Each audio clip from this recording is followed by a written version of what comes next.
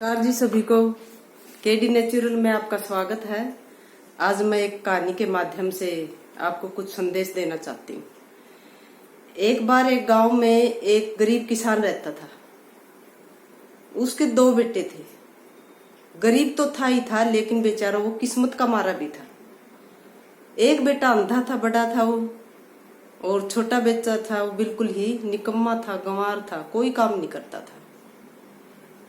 तो उसकी उम्र बढ़ती जा रही थी। एक बार क्या हुआ कि वो बीमार हो गया। अब उसको ये पता चल गया कि भाई तेरी मृत्यु बिल्कुल ही निकट है, और ये देख रहा था कि भाई घर में कुछ है नहीं, गरीबी की अवस्था है, बहुत ही दयनीय दशा है।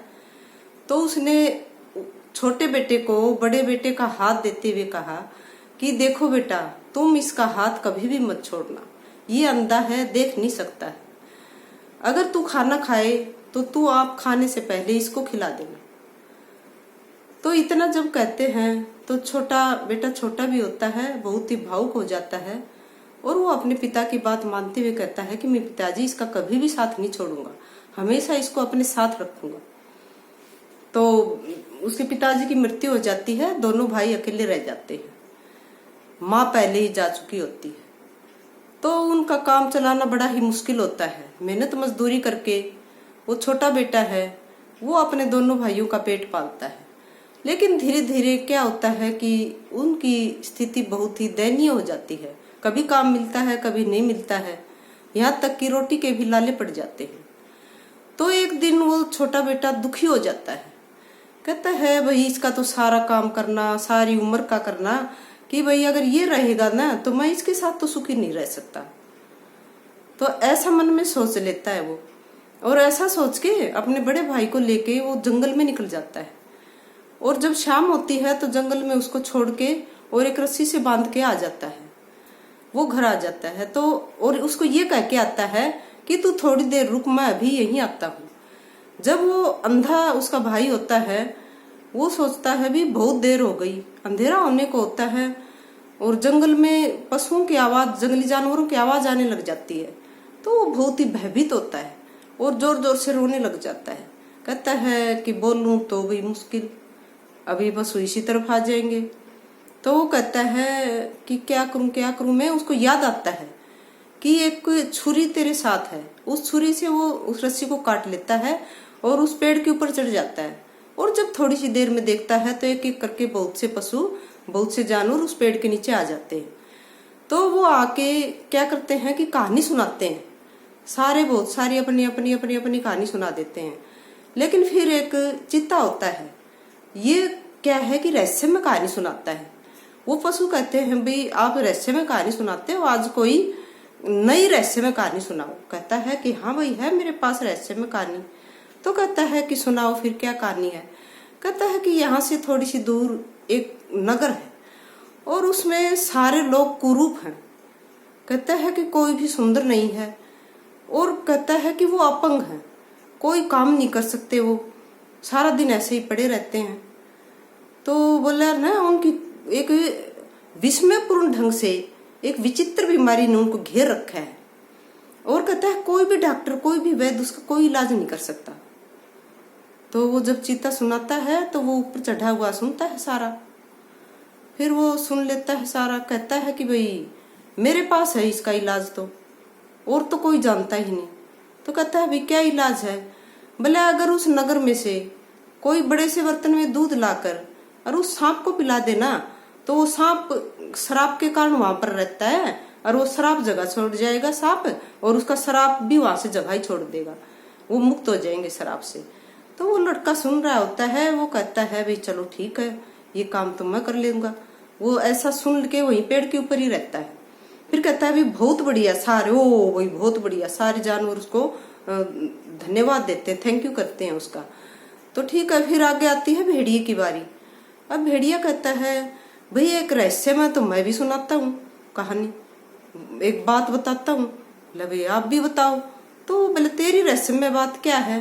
बोले भाई ये पेड़ है ना, और कोई भी अंधा आदमी हो, अगर इसकी छाल थोड़ी सी कुचल कर उसका रस अपनी आंख में डाल लेना, तो कहता है कि उसका अंधापन ही खत्म हो जाता है।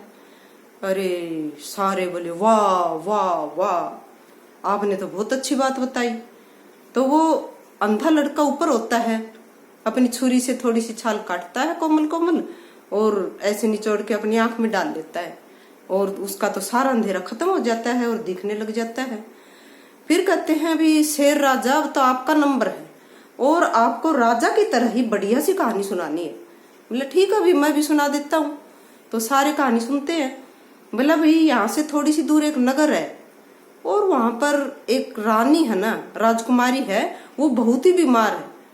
वो कहता है कि वो मूर्छित अवस्था में है, उसको होश ही नहीं आ रहा कि मैं कहाँ पड़ी हूँ। कहता है कि सब वैद्य दिखा लिए, सब हकीम वहां पे आ लिए, कहता है कि सब इलाज कर करके थक लिए लेकिन इसका कोई इलाज नहीं है। कहता है कि लेकिन मैं उसका इलाज जानता हूँ। तो वो अंधा आदमी होता है, उसकी आंखें तो आई चुकी होती है, बहुत ही ध्यान से सुनता है भाई किसी का भला हो जाए। तो वो कहता है भाई रानी ठीक तो हो सकती है। बोला भाई वो कैसे, कि अगर मैं कोई उपाय बताऊं ऐसे। बोला क्या उपाय भाई। बोले उसके पलंग के नीचे एक काली बिल्ली है, बहुत ही रहस्य की बात है। बोला वो है ना कुछ नहीं कहती, चुपचाप बड़े ठाठ से पलंग के नीचे लेटी रहती है राजकुमारी के, और जब तक वो बिल्ली उसके पलंग के नीचे रहेगी ना तब तक वो होश में नहीं आएगी। अगर कोई उस बिल्ली को उठाकर वहां से बाहर फेंक दे तो रानी ठीक हो जाएगी, होश में आ जाएगी। तो वो अंधा लड़का तो ठीक होता है, वो बातें सुनता है। तो ऐसे धीरे धीरे धीरे धीरे सारा रात चली जाती है। जब दिन होने को होता है ना तो वो सारे पशु धीरे धीरे वहां से चलने लग जाते हैं। तो वो कहता है भी चलो मैं इसका इलाज करता हूँ। तो वो सबसे पहले एक उस गांव में जाता है जहां पर कुरूप होते हैं। तो वो कहता है उस गांव में जाकर भाई तुम्हारे ये ऐसी क्या बीमारी लगी हुई है। बोली पता नहीं भाई, हम तो सो के उठे थे, तो सारे जब उठे ना, सोए सही थे, उठे तब सारे कुरूप उठे। तो बोले अगर भाई कोई इलाज इसका, बहुत ही अनोखी बीमारी है। तो बोले कोई इलाज नहीं, थक गए हम इलाज करा करा के, बहुत दुखी सारी प्रजा, बहुत ही सारी जनता बहुत दुखी थी। तो कहता है वो लड़का जो उसका बड़ा भाई था जिसकी आंखें थी मिली थी, कहता है भाई अगर मैं इसका कोई इलाज कर दूं तो मुझे तुम क्या दोगे। बोले तुम्हें मुंह मांगे पैसे देंगे हम। तो कहता है भाई ठीक मैं इलाज करता हूँ तुम्हारा, तुम रुको, सुबह तुम्हारा इलाज हो जाएगा। तो वो रात को वहां पर जाता है, सांप के लिए नगर में से दूध लेके आता है बड़े से बर्तन में, और वहां पर जो ही एक पीपल के खोकर में वो सांप रहता है, वो दूध उस पीपल के नीचे रख देता है। जो ही वो दूध रख देता है और वो बड़ा भाई उसका हाथ जोड़ के वहां पे बैठ जाता है, तो सांप धीरे धीरे नीचे उतर आता है और सारा दूध पी जाता है। तो जब सारा दूध पी जाता है तो वहां से चला जाता है सांप। तो लड़का देखता है जाते हुए सांप को, बड़ा खुश होता है भी तेरा तो सही उपाय हो गया और बीमारी सबकी ठीक हो जाएगी। वहां नगर में जाते जाते उसको सुबह हो जाती है। तो सारे आदमी, सुबह सवेरा होता है तो वो उठे हुए मिलते हैं और सब आदमी वहां पर स्वस्थ होते हैं। जब वो लड़का वहां जाता है तो उसका बहुत ही जोरदार फूल मालाओं से स्वागत करते हैं और उसको बहुत सा धन देकर उसको विदा करते हैं। लड़का आ जाता है। फिर लड़का सोचता है भाई इनका उद्धार तो हो गया, अब मैं राजकुमारी के नगर चलता हूँ। तो फिर वो थोड़ी सी दूर में राजकुमारी का नगर होता है, सारी रात चलता है, सुबह वहां पर पहुंच जाता है। तो वो क्या देखता है, जब वो महल के अंदर प्रवेश करता है तो वहां पर द्वारपाल खड़ा हुआ होता है, सिपाही। कहता है भाई तुम बहुत ही, तुम्हारी दशा है वो शोचनीय है, तुम क्यों इतनी सोच में पड़े हुए हो, क्यों इतनी दुखी हो, क्या बात है, ऐसी क्या बात हुई है, क्या तुम्हारे राज्य पर कोई संकट आ गया है या कोई कुछ अनहोनी हो गई है। कहता है हाँ भाई संकट ही समझो कि राजकुमारी बहुत बीमार है और कई दिनों से बीमार है, ऐसी बीमार है कि वो होश में भी नहीं आ रही। और बोले बहुत ही वैद्य हकीम सब ने अपने अपने इलाज करा लिए लेकिन कोई किसी तरह का आराम नहीं मिला राजकुमारी को। राजकुमारी को जब नहीं आराम मिलता है तो सबको चिंता हो ही जाती है। तो वो कहता है भाई मैं इसका इलाज कर सकता हूँ चाहे किसी ने ना कर रखा हो।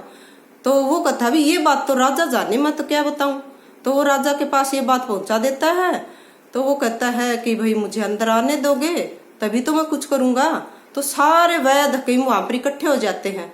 अरे बोला मूर्ख बच्चा, तू क्यों अपनी जान को संकट में डाल रहा है, अगर हम इसको ठीक नहीं कर सके, इतने पुराने पुराने वैद्य हैं, तो तू क्या ठीक करेगा इसको। तो लड़का थोड़ा सा मुस्कुराता है और कहता है अरे भाई अंदर जाने दोगे तभी तो मैं कुछ करूंगा। हाँ बोले राजा का जब हुक्म होता है तो लड़का अंदर जाता है।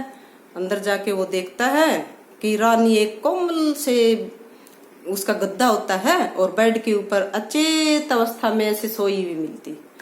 तो उसको कोई भी होश नहीं, बस ऐसे बेहोश पड़ी हुई होती।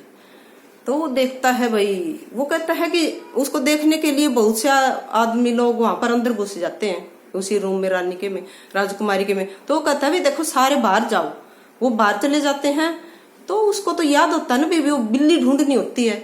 वो रानी की राजकुमारी, रानी की जो बेटी है राजकुमारी, उसके पलंग के नीचे बिल्ली होती है, उसको ढूंढ के वैसे खींच के बाहर निकाल देता है। और जो ही उसको बाहर फेंकता है तो रानी को एकदम ऐसे होश आता है, एकदम ऐसे उचक के पड़ती है, चमक जाती है जैसे। तो वो कहती है ओ जैसे मुझे तो नींद आ रही थी। तो ये समाचार जब सबको मिलता है तो सब सारी प्रजा की खुशी का कोई ठिकाना नहीं कि रानी को होश आ गया, रानी ठीक हो गई। राजा रानी वहां पर आते हैं, राजकुमारी को देखकर वो फूले नहीं समाते और उस लड़के का बहुत ही धन्यवाद करते हैं। तो फिर वो कहते हैं भी चलो अब रानी तो ठीक हो गई, हाँ लेकिन एक वो शर्त रखता है कि अगर रानी ठीक हो जाएगी ना तो फिर मेरी शादी राजकुमारी, रानी जी मेरी शादी आपकी बेटी के साथ करनी है। मतलब ठीक है भाई, अगर ठीक ही हो जाएगी तो, नहीं है तो वैसे भी नहीं है। तो वो फिर ठीक हो जाती है और वो दोनों की शादी कर देते हैं। दोनों की शादी हो जाती है बड़े धूमधाम से। तो एक दिन वो घूमने के लिए गाड़ी और घोड़ा गाड़ी के ऊपर बाजार में जाते हैं। तो वहां पर उसका छोटा भाई मिलता है पैदल चलते चलते। वो बड़ा भाई है जो अब राजकुमारी के साथ जिसकी शादी होती है, अब तो वो राजकुमार बन गया। वो देखता है अरे तू पैदल यहाँ पर क्या कर रहा है बाजार में। बोले तू कौन है। वो छोटा भाई पूछता, बोले मैं वही तेरा बड़ा, बोले मैं भी हूँ कोई। बोले तू ये बता तेरा कोई भाई है, अपने छोटे भाई से पूछता है। बोले हाँ मेरा एक भाई है। बोले कहाँ है। बोले मरा गया होगा, अब तक कहाँ मिलेगा। बोले अरे मूर्ख, जिसको तू जंगल में बांध के आया था ना, मैं वो ही तेरा बड़ा भाई हूँ।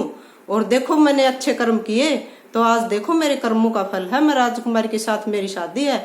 और देखो कितना ठाठ बाट है, जिस पेड़ के तू बांध के आया था ना उसी पेड़ से मुझे सारा फल प्राप्त हुआ है।